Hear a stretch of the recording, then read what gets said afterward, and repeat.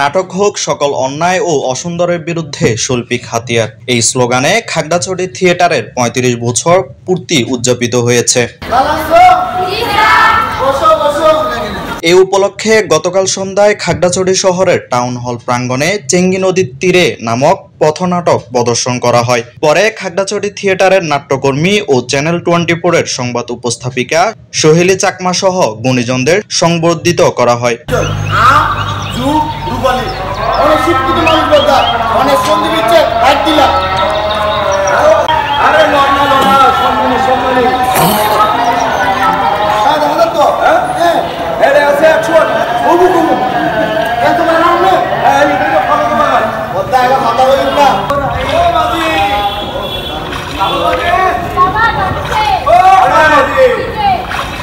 অনুষ্ঠানে খাগড়াছড়ি পৌরসভার প্রশাসক নাজমুনারা সুলতানা ও অতিরিক্ত জেলা প্রশাসক রোমানা আক্তার সহ অন্যান্যরা উপস্থিত ছিলেন। কোন ইতিহাস, কাঁচাডাঙ্গার আর চেঙ্গিদের একই ইতিহাস। যে নাটকটা লিখেছেন তার প্রতি অনেক কৃতজ্ঞ। সে অনেক যত্ন সহকারে খুব আবেগ নিয়ে নাটক লিখেছেন এবং যেখানে আমাদের শিক্ষা। Desk report, Chattogram news.